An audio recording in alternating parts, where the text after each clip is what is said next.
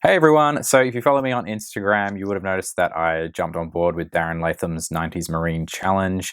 I think it was a really cool community building exercise. There was so many people that entered, which was an amazing thing to see. So I painted the model up, and for some reason I decided I was going to try and paint it in 90 minutes, because 90s Marine in 90 minutes, I don't know, thought it had a cool ring to it. So I've been wanting to record this video for a while now, basically since he announced the challenge. I thought this would be a cool idea. But I have had a couple of things sort of stand in the way, and the main issue has been that I broke a bone in my hand. As you would have seen on Instagram, I told people about that. But I thought they would just set me even more of a challenge. I just wanted to go ahead with recording this video, so I thought I'd just do it anyway. So I asked the community what chapter I should paint, and I think because he had a flamer, everyone thought, let's go Salamander. It was one of the options, but that was the most popular one, so I've gone with that. And thanks so much to everyone who voted on that poll. So without further ado, let's see how I got on and if I managed to paint it in 90 minutes. To begin with, the model was primed with Badger's Stynel Res Grey, which is an airbrush primer, and I don't know if I'm pronouncing that correctly, but I'm just guessing. I've left the model in sub-assemblies, as you can see, which I often do with projects, just to make it easier to paint those hard-to-reach spots. And of course, I was timing myself for this just to make sure that it was authentic. Starting off with the base coat, the traditional green used for salamanders is Warpstone Glow, but there was no way on holy terror I was going to apply this paint by hand. I don't know if I'm the only one, maybe I got it from a bad batch, but I found this paint to have very low opacity. So I've used my airbrush to get a nice base coat as the foundation for the green. And truth be told, it actually went really nicely through the airbrush. As you saw, I left the flamer separate, but as the hands are attached to the weapon, I gave those a coat of the green too. And of course, salamanders have black backpacks, so I've coated that with Vallejo Model Air Black. And as you can see now why this sub-assembly makes things a lot easier for base coating.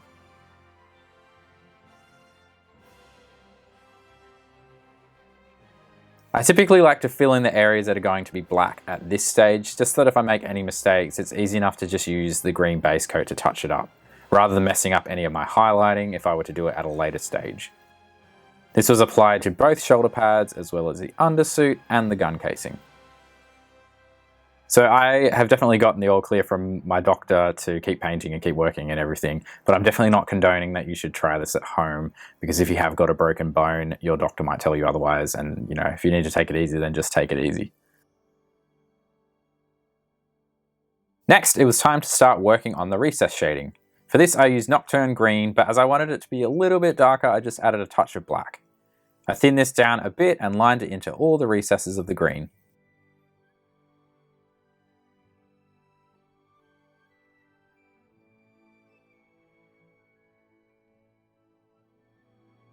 I'm not gonna lie, this can be a bit of a tedious stage, but it's definitely worth it in the end, as it helps to build contrast and sort of separates a lot of the shapes on the model. I just want to say thanks so much to my friend Jun, who was able to supply me with one of these models. He managed to get his hands on a few of them, and he graciously gave me one, and I really appreciate it. Thanks, dude.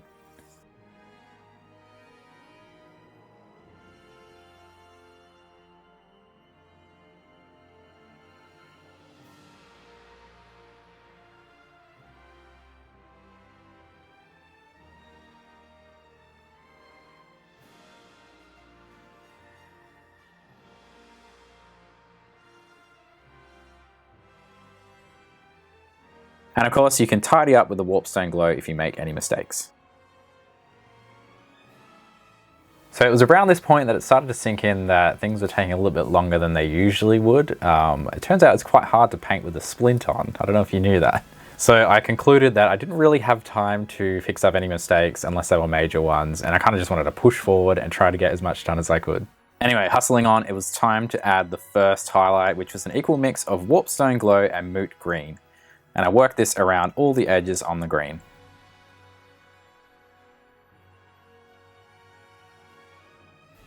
I find it's really important to mix in some of the base coat color to whatever you're highlighting, so that it kind of blends into the base coat a bit.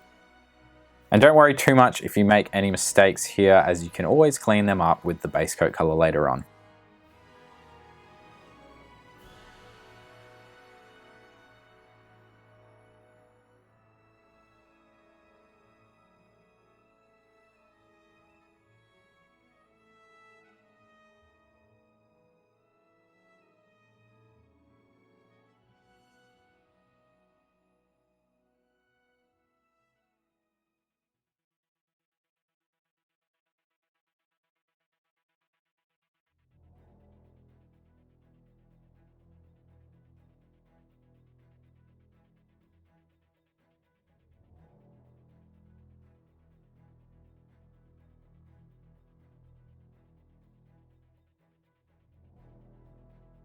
For the next stage of highlights, I mixed a touch of Screaming Skull into the previous mix. And so I think the temptation here would be to go straight for pure moot green as a highlight color, because it's kind of that next step. But it is a very vibrant green, and we want something a bit more subtle here.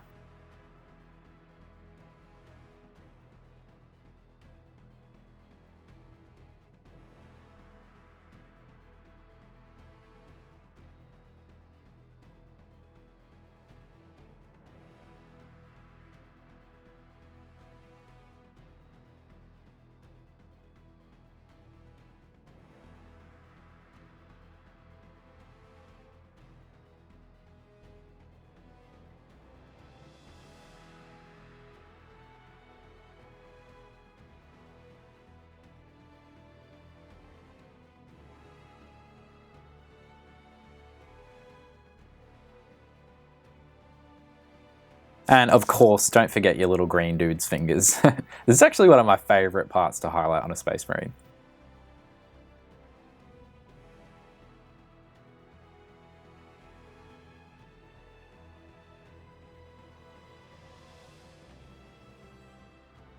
The final stage for the highlights, which is totally optional, is just to add some small dots of Screaming Skull. It kind of adds those little glints of light onto the corners of the armor and stuff like that.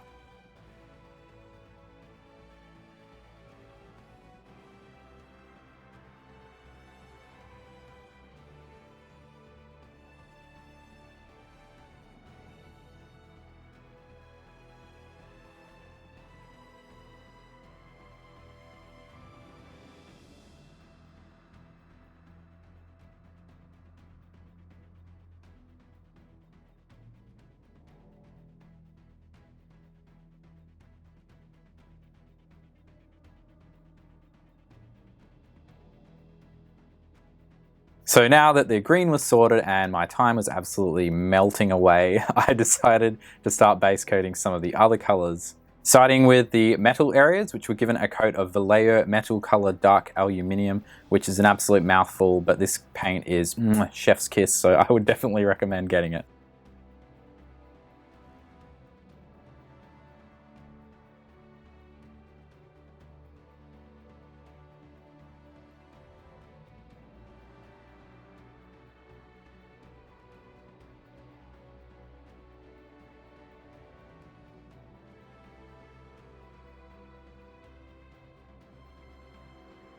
The golden parts were painted with an equal mix of Retributor Armor and Rune Lord Brass. I really like this mix as a base coat because it produces a nice neutral, subtle gold. It's not too sort of orangey, so it just works really nice. The end of the flamer was base coated with Rune Lord Brass.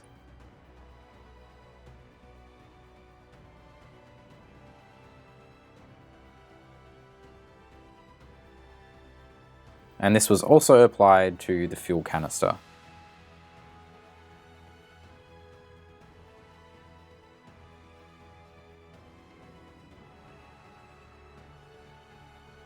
Finally, for the base coats, the leather parts were given a coat of Rhinox hide.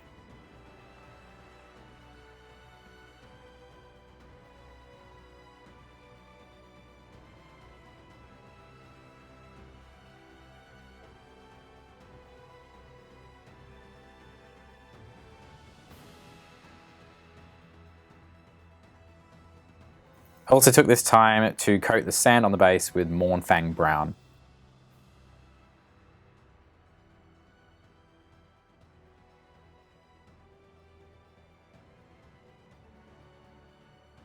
So I should point out that all of these base coats took at least 2 coats of paint to get a nice smooth finish.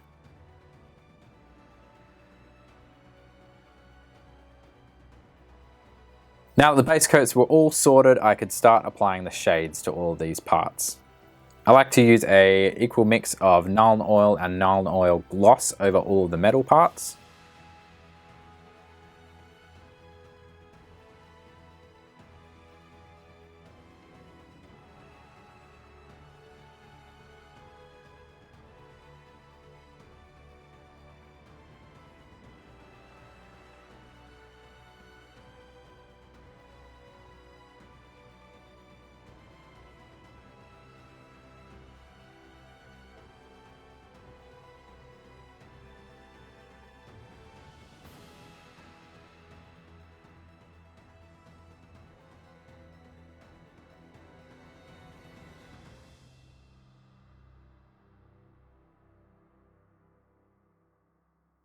So it was at this point that I hit 90 minutes, which is a bit of a bummer because I still had a lot to do.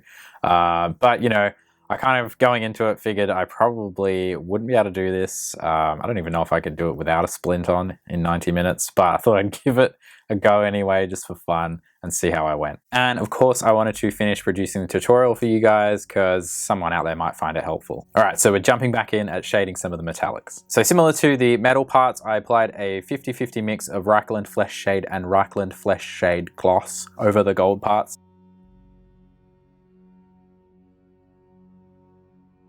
The fuel canister was given a coat of the same Reichland Flesh Shade mix as the gold parts, while the brass part at the end of the flamer was given a wash of Agrax Earthshade.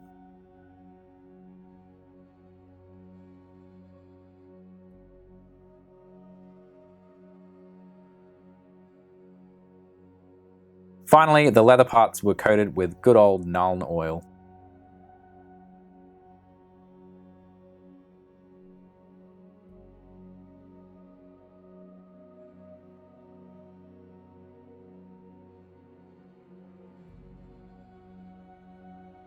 And while those shades were drying, it's good to move on to other things, so I thought I would turn my attention to the black parts, starting with the backpack. The first highlight was applied with Dark Reaper, hitting all of the edges.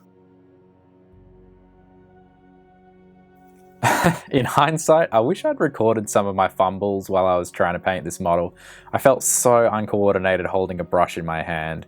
At some point, I think I dropped the brush on the palette into some of the green paint, and without even realizing, I managed to get the green paint all over my fingers, which you may have noticed throughout the video. I don't know what was going on.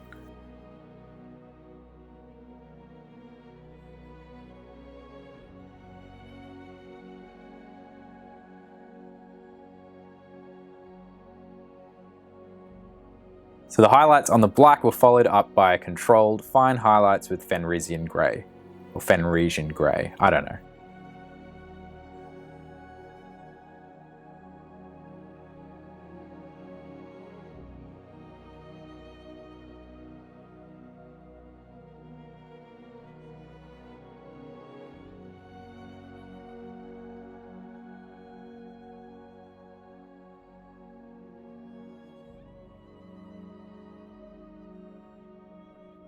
These steps were also applied to the shoulder pads, the gun casing, and the undersuit. So the nice thing now is that at this stage, you can kind of blitz through highlighting the other parts of the model, and I decided to start with the leather, as this was going to require a couple of stages. I began by applying a highlight of Mournfang Brown and Rhinox Hide mixed in equal parts. Oh wow, I probably should have fixed that up.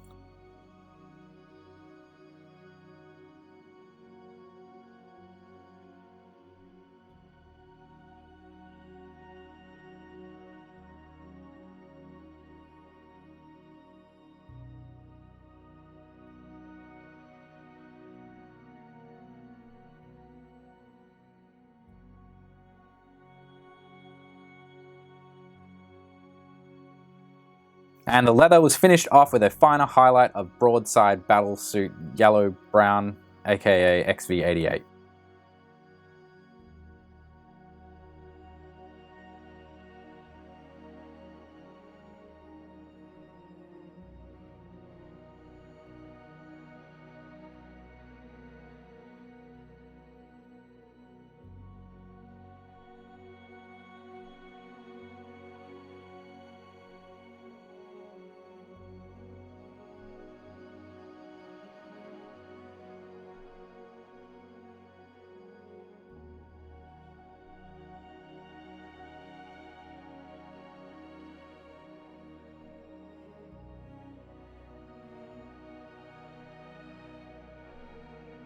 The metal parts were given a highlight of Vallejo Air Aluminium, and if you're not already using the Vallejo Air Metallics, get out of your seat and go and buy some, because these are amazing and I would highly recommend them.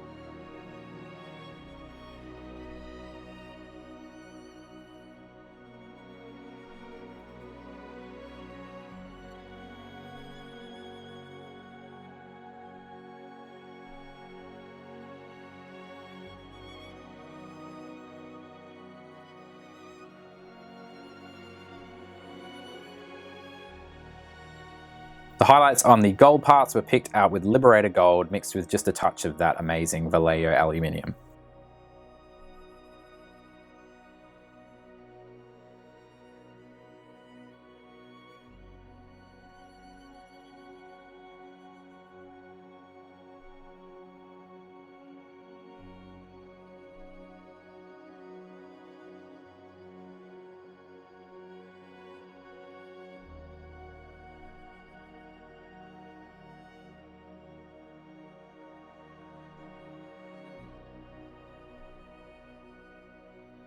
Last of all, for the highlighting stages, the brass parts were edged with canoptic alloy.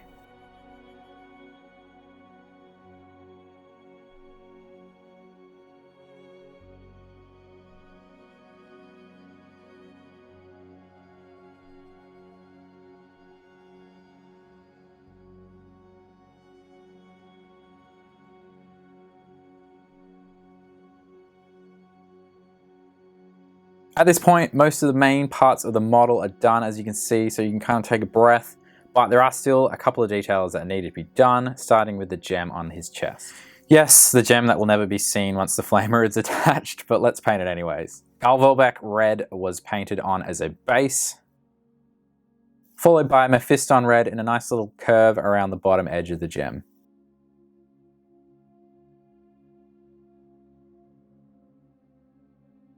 Fire Dragon Bright was then carefully painted over the previous layer in a little line, with some of the Mephiston red showing through.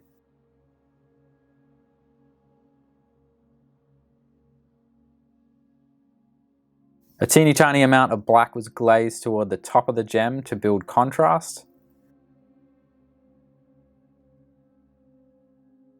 And then finally, a small dot of AK Intense White was applied at the very top of the gem. And the final detail was the eye lenses. After filling in the whole lens with black, I then applied Avalan Sunset as a base.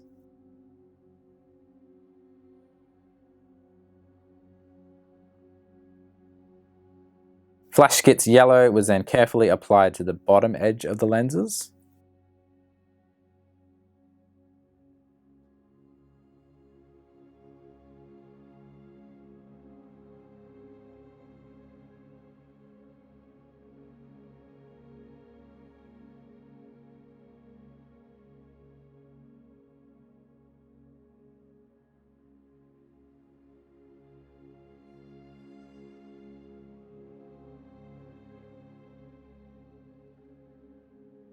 And finally, a small dot of white was applied to the back corner of the lens.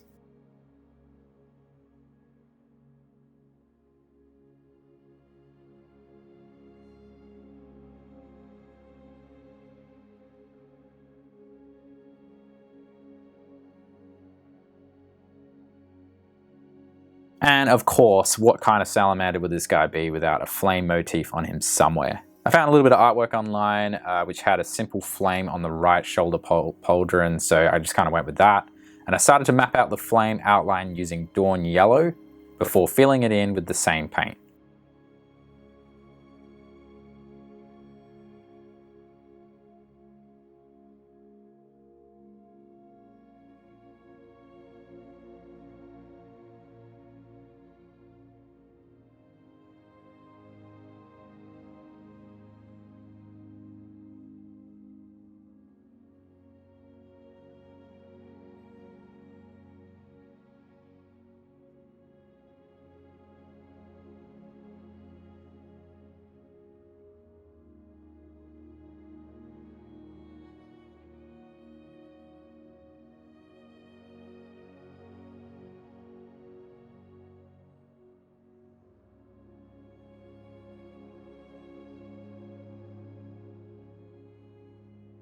Once I had done this, I made any corrections with Vallejo Black, and then to create a gradient from yellow to orange and give it a more flame-like appearance, I carefully applied Cassandora Yellow as a glaze towards the top of the flame.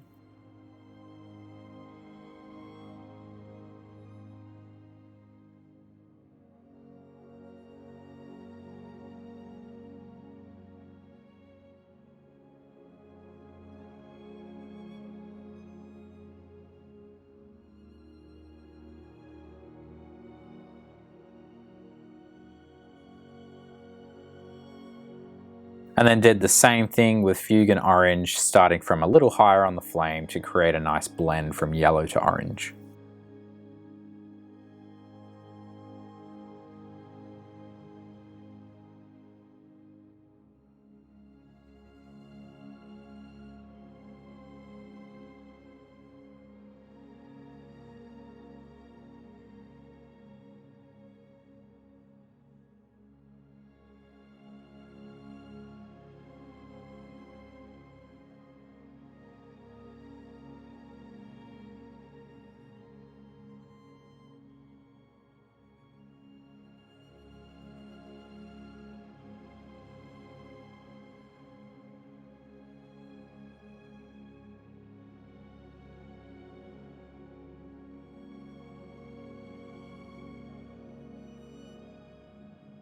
Whilst I was painting the other parts of the model, I had also applied the Salamanders chapter transfer to the left pauldron. I used the Microset and Microsol products to help me out with this, and I followed up with a coat of gloss varnish, and once that had dried, a little coat of Lamian medium to correct the finish and help it blend into the rest of the paint job.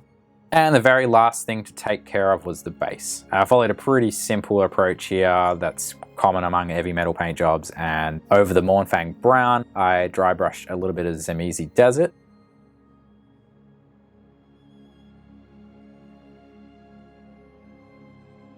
And this was followed up by Ushabti Bone.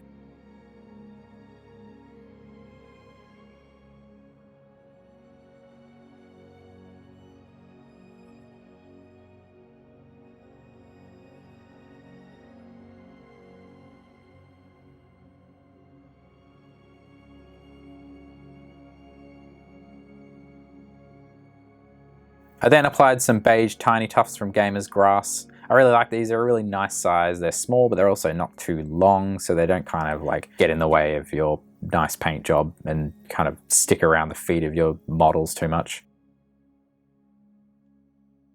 And my glue started feeling a little bit shy for some reason. Ooh. Ooh, there it is.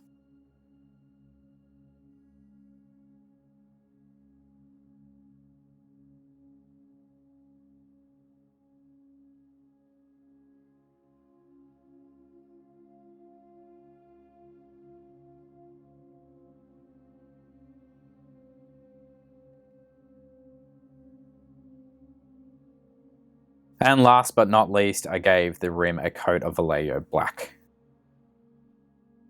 And yes, I can hear you saying, why didn't you use Goblin Green everywhere on the base? But the model's green and I didn't want there to be too much green, so I went for this.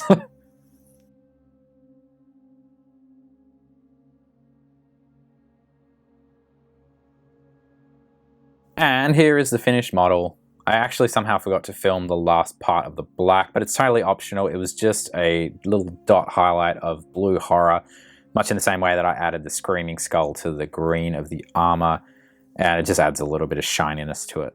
I'm actually fairly pleased with how he turned out in the end, given the circumstances. You know, I definitely had the odds stacked against me in this one. I'm not complaining, but it was quite difficult to paint with one of these things on.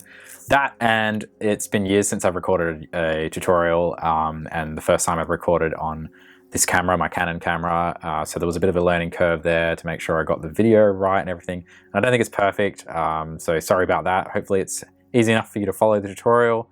But yeah, I'm working on improving that. I think I've found another way to film which will make the video a bit nicer and a bit clearer at a better quality, so hopefully that will improve my videos in future. But please do let me know in the comments what you thought of the tutorial. Was it easy enough to follow? You know, was the video quality just terrible and you couldn't see what was going on? Let me know. You know, I value your feedback and your comments because, you know, I'm making these tutorials for you guys and I want them to be helpful. So yeah, let me know in the comments below. But if you did like the video, please hit the like button and subscribe if you haven't done that already. It really helps out the channel. And I look forward to seeing you next time, hopefully without this thing on. Thanks so much. Bye.